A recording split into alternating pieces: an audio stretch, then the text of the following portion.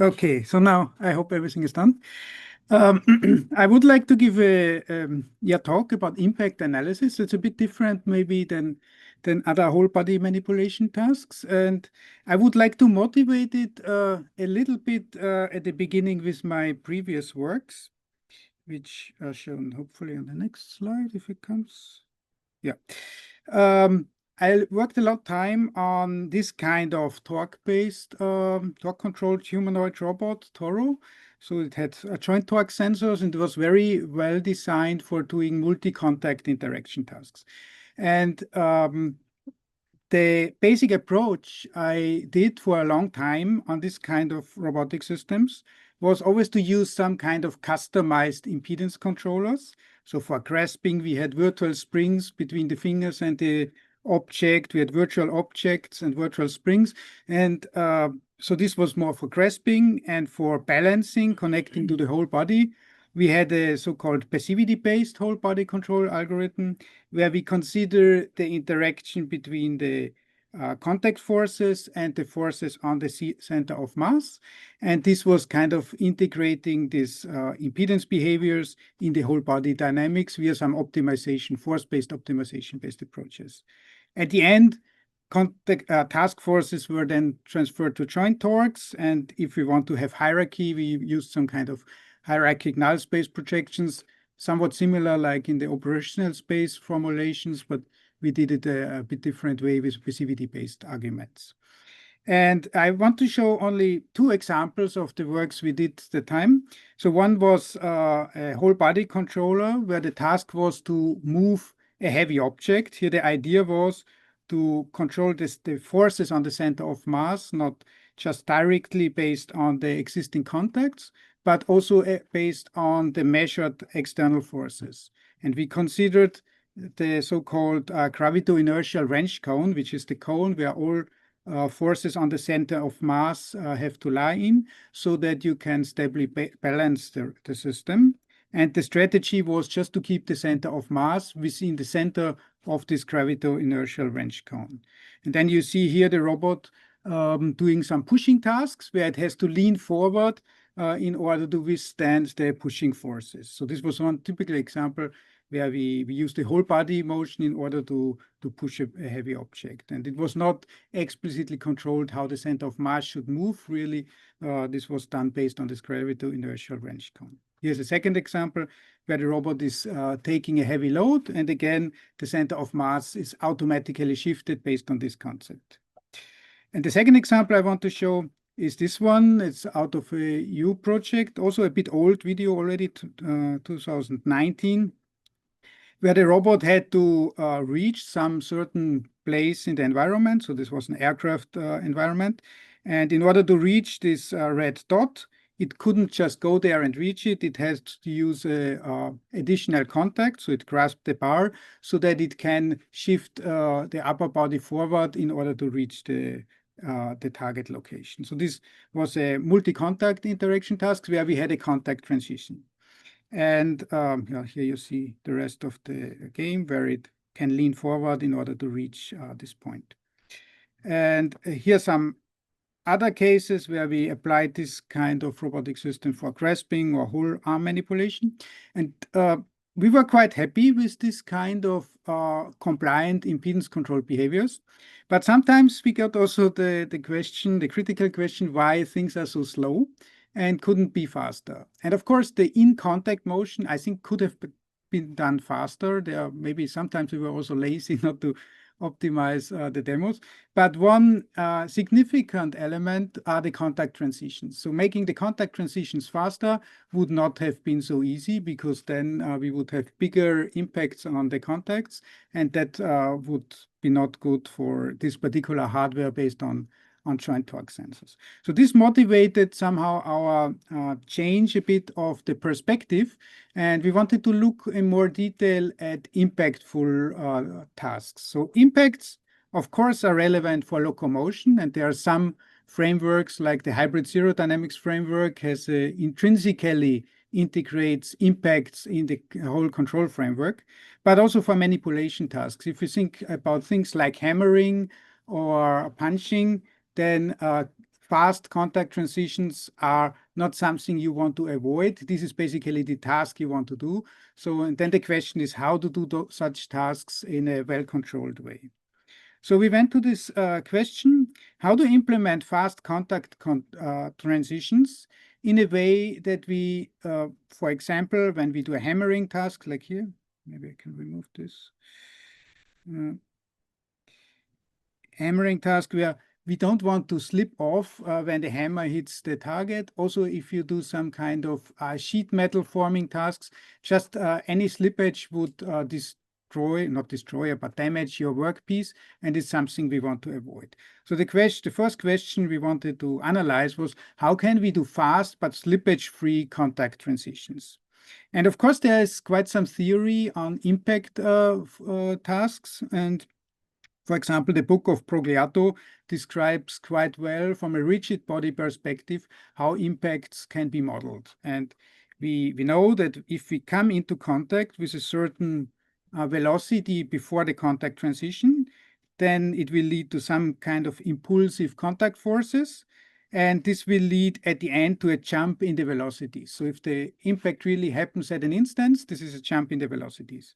And our goal was now to find a situation where we can ensure that not only the end effector, of course, stops at the table, if you hit the table in this case, because this is the contact transition, so the constraint, of course, is satisfied, but it should also not slide in any other direction.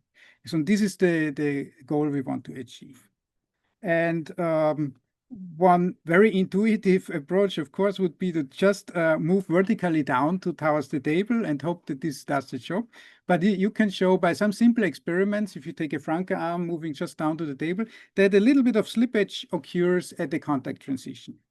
On the other hand, we found that there are certain directions where this kind of slippage does not appear. And this, of course, is very much related to the intrinsic couplings in the inertia of the system. And we wanted to analyze this in more detail. And here's a short recap of how this analysis goes. We basically start with a gap function, like is typical in impacts and the contact transitions. This gap function tells us how far we are towards the target where we want to make the impact. And in contact transition with an impact would appear if this gap function is 0 and we have a negative velocity. So we move into the contact.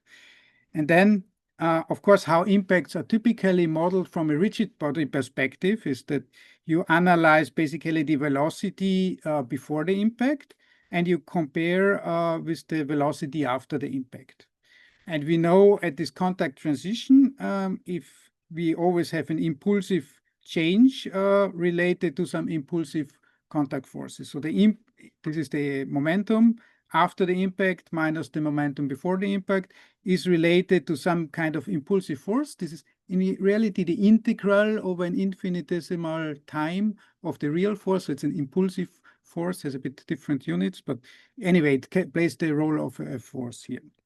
And if we start with an inelastic contact model, like here, that then after the impact, we say we have 0 velocities into the table, basically, then you can just solve these equations and get an impact map like this. Given the velocity before the impact, we get the joint level velocity after the impact. And this is, of course, a well-known equation. Everyone working on impacts knows this equation.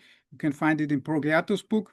Also, very interestingly, Alessandro Saccon, he was here at the conference also, he experimentally verified that this impact map also is very useful for not only rigid body robots, but also elastic robots under some singular perturbation assumption. And so this is a well-known equation, but the perspective we took on this equation, I think, has some novel aspects. And we found that there are some certain directions which ensure that if you move along this direction, then the output velocity after the impact would be exactly 0. So if you take only a velocity in this direction, you can see it if you carefully look at this projector, then any velocity in this direction would produce a 0 velocity after the impact.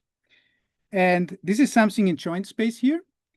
By taking the Jacobian, we can compute an equivalent motion in in task space for the end effector, which means that we can also add some redundant motion, which don't affect the end effector at all. And this gives us kind of what we call the NSID, the non-smooth impact direction for contact transitions. So if we go along this direction, we know that we will not have any slippage for this kind of inelastic contact.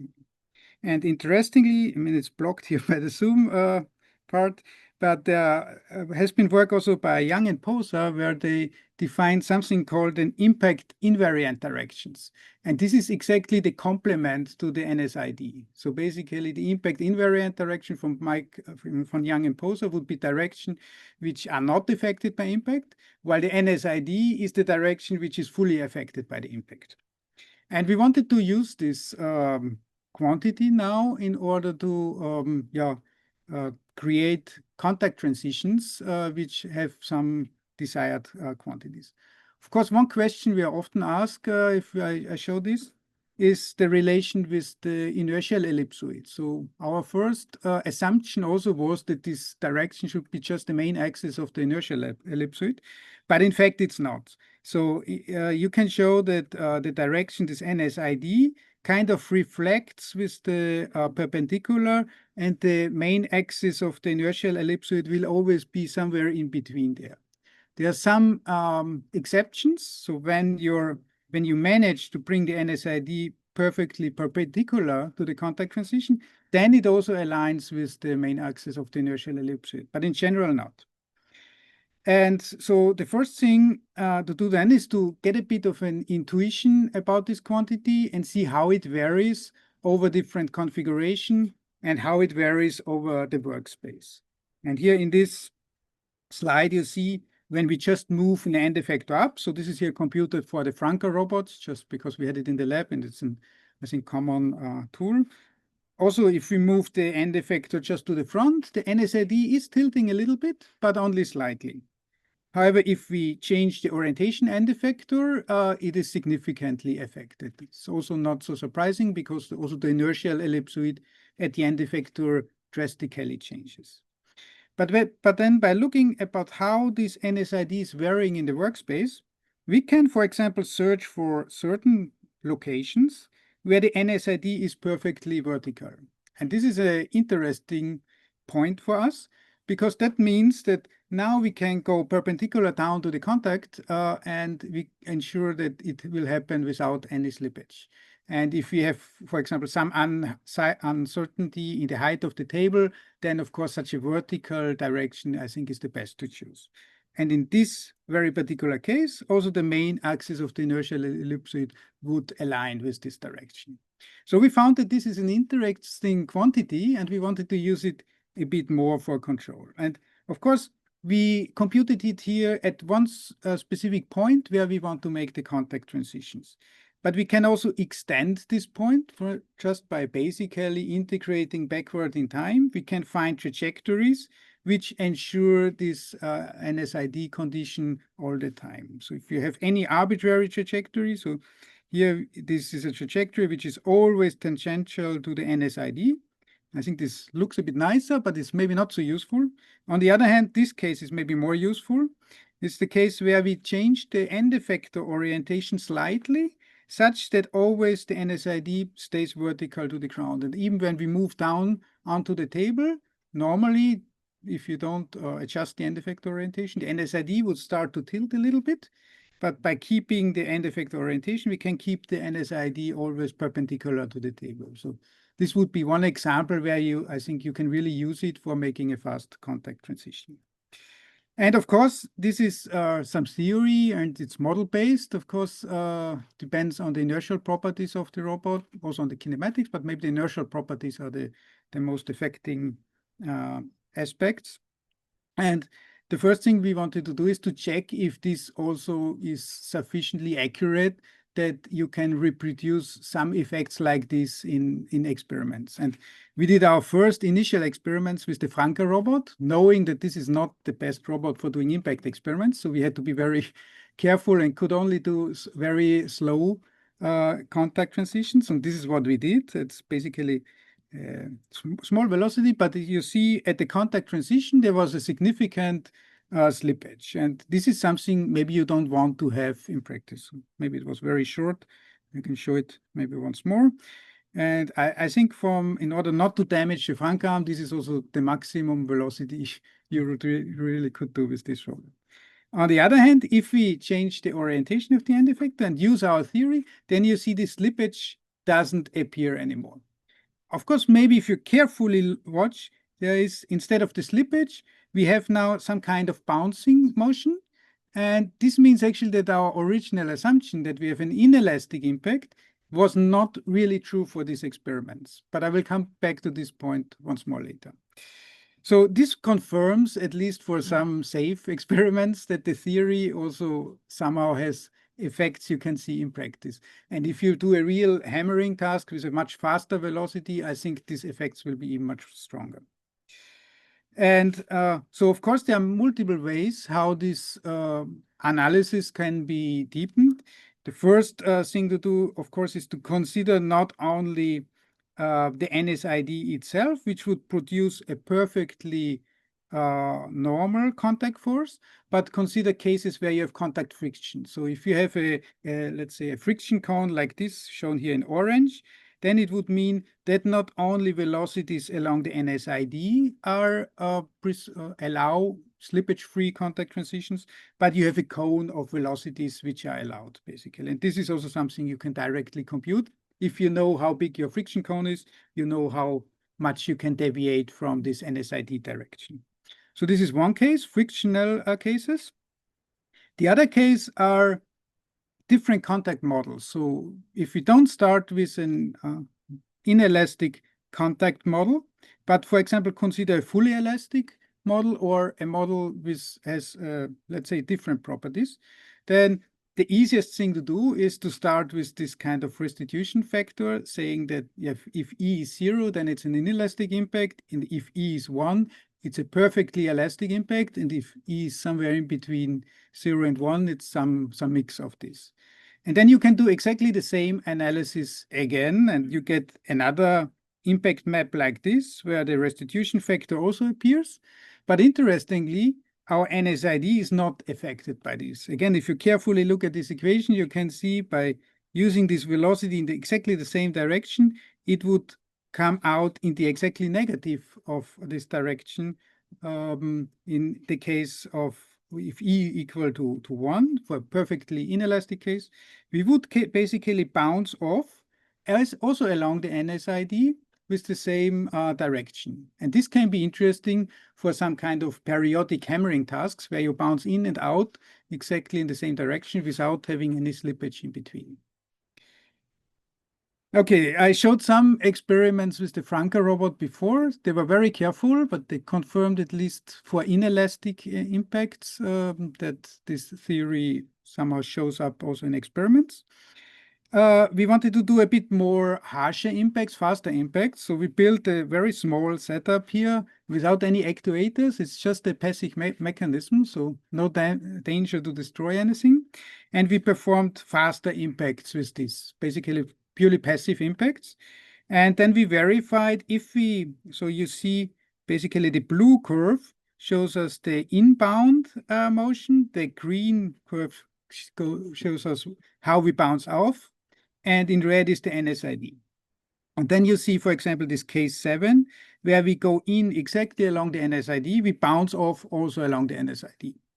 Then 11 shows a case when we are basically on one side and we would bounce off at the other side of the NSID, and 1 should show this. So again, these experiments are there in order to confirm that for an elastic impact model, not an inelastic, but a perfectly elastic impact model, again, the theory shows up also in experiments. Now, I started this talk more based on motivation for humanoid robots. Now I'm talking more about manipulation tasks of single arms. And of course, the question is how to extend this towards humanoids. And this is something we are currently working on. So these are partial results I present here. Of course, extension to the floating base dynamics is not really difficult. We started with a fairly general robot model, and it can be applied in the same way to a floating base model. However, for humanoids also, we want to look again at multi-contact situations where we don't only have one unilateral contact. So for example, in walking, we stand with one foot on the ground, and this is a unilateral contact. Or in this kind of hammering task, we would have two unilateral contacts existing, and then the next contact transition can lead, of course, also to a jump in the velocities in the system. And for example, in the hybrid zero dynamics approach from Crystal, they utilize the situation that a fast impact can lift off the second leg instantaneously, that you have an instantaneous switch from single support to single support phase without intermediate double support phase. And we wanted to see if our analysis helps us also for this kind of cases. But now we have multiple contact points, right? And one condition we found for the, let's say that the first contact is already in active, and the second contact is in transition. So the second contact becomes active. Now is the question, will the first contact release or will it stay in contact? And then we found a very simple condition which ensures that the first contact would would stay in contact and would not lift off. So this is exactly the condition which I would say is not fulfilled in this hybrid zero dynamics like walking. And there's just the idea how this condition can be found. So this is not a full proof. We have a full proof, but it's just the concept. We start again with this impulse or momentum change before and after the impact. And we now have two contact forces. And if we compute the contact forces from the analysis, we see that the contact force at the existing contact one has this kind of form. The contact force for the second contact, which is in transition, of course, is positive. Otherwise, it would not go in contact. And then we see that the sign of the first force only depends on basically this term. And then we can ensure that if this condition is fulfilled, the first contact force would also be positive and would stay in contact, basically. And otherwise, it would be negative, so it would lift off. Okay, so this is an overview of impact analysis, what we do. Currently, maybe more for manipulation tasks and single manipulator arms, but I think it can also have some use for full humanoids. These are typical tasks we hope to do in the future, some kind of hammering tasks, maybe for sheet metal forming, but I think also for other dynamic tasks, for dynamic grasping, this kind of fast contact transitions could be useful. At the end, I would like to quickly also show how we want to go on with this research. Again, these are more preliminary results coming now. So having, let's say, this theory of how to make the how the contact transitions affect the forces, we can also see how to make fast contact transitions without having too high contact forces. And here's just a simple example where we consider this opening of a valve. And in the left figure, it just has a very fast trajectory, while in the right figure, it just slows down at the moment of contact. And then taking the theory from before, I think we know how much we have to slow down in order not to have too high contact forces. There's another example with kinesthetic teaching. Usually kinesthetic teaching, especially if it is with contact transitions, is a relatively slow way of teaching a robot motion. In the end, we want to execute it in a fast way. And what we do is that we implement a time optimal execution of this, but with the condition that the contact transition here is slowed down. So these are, let's say, preliminary works on how we want to go from this impact analysis to fast execution of tasks. And yeah, there's a little bit time left, I think. So there's one aspect I didn't address at all so far, which is the hardware side of this topic, because having fast contact transition and the impacts, I said at the beginning, would be hard with this torque controlled humanoid robot because of the torque sensors. They would be affected with contact transitions. Nowadays, we have the area, I would say, of direct drive actuators or quasi-direct drive actuators, which show much more robustness against such impulsive contact transitions. However, I think also if you want to do really powerful impacts like hammering, I think even those actuator technologies would be affected. And maybe if you could do a few times such an impact, but then the system also will break. So this still, I think, motivates also research on still elastic robots. And here we had in the past, so it's more an overview of previous research, a control framework for handling different type of elastic robotic systems, which I think are very well suited for this kind of impactful tasks. And our control framework is just here shown very briefly. It has the idea of controlling an elastic system, shown in the upper image, in a way that it adds the necessary damping in order to handle the vibrations and damp out vibrations happening due to the elasticity, but control the motion in a well-controlled way via controlling the motor side and having this damping on the link side. So it follows similarly, basically, the open loop dynamics. It doesn't try to destroy the elasticity of the hardware, but it wants to implement a well-damped behavior. If we look at the equation, we have basically a rigid body dynamics coupled with the motor dynamics. And this is not good. Our desired dynamics would be like this, where we also have in the upper equation, in the rigid body part, some kind of damping terms. Of course, the rigid body part doesn't have a control input directly, so we have to implement all these forces indirectly via the motor side. And what we do is that we basically start with the lower equation and modify also the motor side and replace the physical motor variable with a virtual motor variable eta, and then kind of encode this desired damping, which should go to the link side, into a coordinate transformation between the physical and the virtual motor variable. So this is all of the idea here. The rest is just writing down basically the resulting controller. By taking the second time derivative of the state transformation, we get this equation. We plug in the physical and the virtual motor dynamics, then get an expression for the control input, which is needed in order to implement the state transformation. And so this can be extended then with a PD control on the motor side in order to shift the equilibrium point. This concept has been extended in the past 10 years, I think, to multiple types of elastic robotic systems. So SEAs, viscoelastic actuators, and different type of elastic actuators. And here's just an example we showed very often already. Is a complex system at DLR, which has different type of elastic actuator principles. And there this ESP control approach is applied. And you see it in the upper one for the vibration damping when there is an impact. And in the lower video, you see some interaction tasks. Of course, these are very specialized hardware. And the question also is if these kind of controllers only work on this specialized, very expensive hardware. So we wanted to show also that the same concepts can be useful for, let's say, low-cost elastic actuator concepts. And we used here the QP cubes from Antonio Picchi in Pisa developed. And we tried to implement the same concept also on this kind of low-cost elastic hardware. But it comes with one problem. And the problem is that this low-cost hardware doesn't have a nice torque interface on the motor side. It's basically a position-controlled motor coupled elastically with the end effector. So we cannot directly implement impedance-like controllers. And our solution to this was to reinterpret the ESP and try to reformulate it. So the ESP controller was designed such that it combined or compared the physical link side dynamics with a desired one, where we had the desired damping in the link side.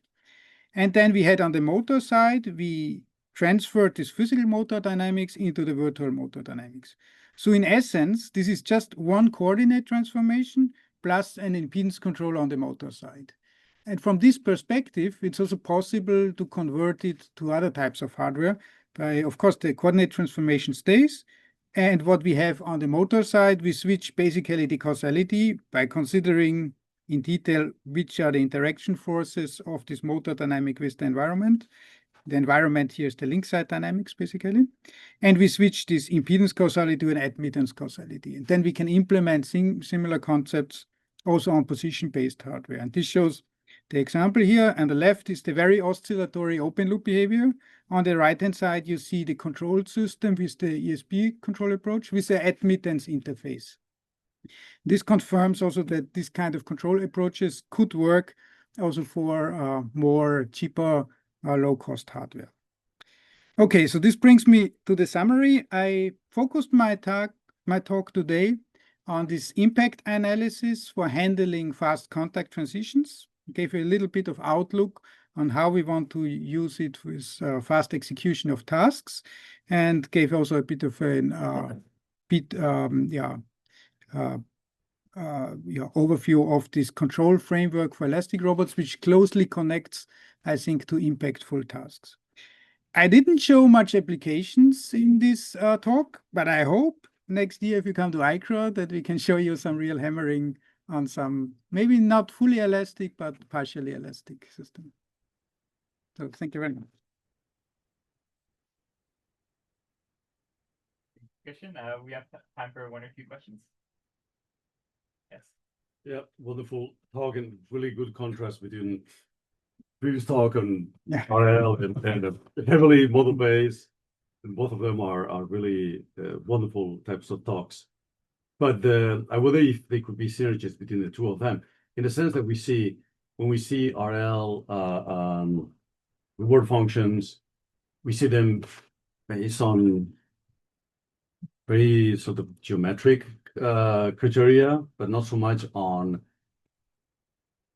impact criteria, or sort of less obvious. So one of the things that is it NSI, the NSID? NSID, right? It could be used in RL, because one of the things I was thinking is RL was very versatile, but it didn't try to reward making context of that sort when it was climbing and so on. So what are your thoughts about using kind of these model-based approaches into other learning approaches? I think there are really multiple ways of using model-based aspects with learning. So in the afternoon, I will give a talk on locomotion, where we have a more direct connection between our model-based algorithms and learning. But here, this talk was more on the analysis side. So I think for impacts, RL and impacts, one of the challenges is that most simulators nowadays don't handle impacts in a physical, meaningful way. And maybe this kind of theory could also be used in order to integrate some functionalities in these simulators. For example, if you know how to bounce off, you don't have to really compute exactly the impact dynamics there, but you use this functionality in your contact model in a simulator. This could be one approach, for example. Another aspect is, of course, I mean, there's a lot of uncertainties usually in the robot model. We have the inertial parameters, they affect the NSID. So we can also basically use learning approaches in order to understand basically if our NSID is different in the experiment than in the theory. We could use learning approaches to reflect back on the inertial properties, either of the object we manipulate or of the robot itself. So I think there are really multiple ways always how to integrate this, and I focused here on the analysis part, not to disturb this. Another question? Yeah. What's the benefit of having elastic actuators for impact interactions compared to quasi-direct drive actuators? Okay, I think quasi-direct drive actuators still have a gear, right? And if you do powerful impacts, I think that this gear will be affected.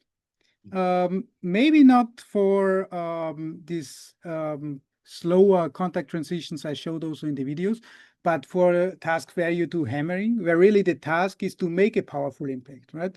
So as we see in locomotion that humanoid robots are now also doing jumping and these kind of things, but the task is more to be robust against an impact, and it's not the aim to produce a very powerful impact. So I think there we can still decouple the gear in the QDD from the impact motion. But in reality, it's not only the gear. If you do this kind of hammering tasks, the bearings, I would say, are similarly affected. But then elastic actuators only would help you to protect the gear and not the bearings. So for the bearings, I think you need to have, we have some ideas also how to utilize elasticity in a different way to protect not only the gears, but also the bearings. But I think there are more things to consider. I think QDDs are really a very nice new development, which allow us to do much more aggressive motions with humanoid robots. But I believe that this kind of impact, so when you do really hammering, maybe you can do it a few times, but then also your robot might be broken. So we have a humanoid robot, a different one now, not the Toro one, which we used for doing jumping motions, and it was working well for a few months, but then it had to be sent to repair because the bearings were broken. So I think QDD is one answer, but not answers all. Let's thank Professor Oud again.